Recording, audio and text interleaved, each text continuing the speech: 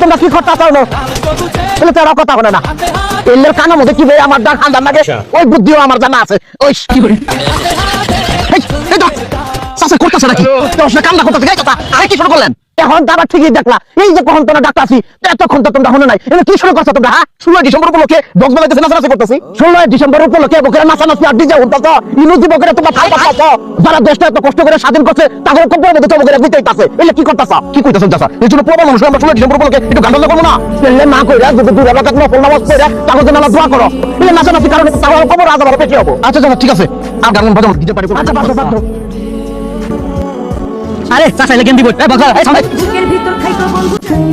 এমন বেয়াদব ছেলে পেলে আপনার সমাজে আছে কিনা অবশ্যই কমেন্টে জানাবেন।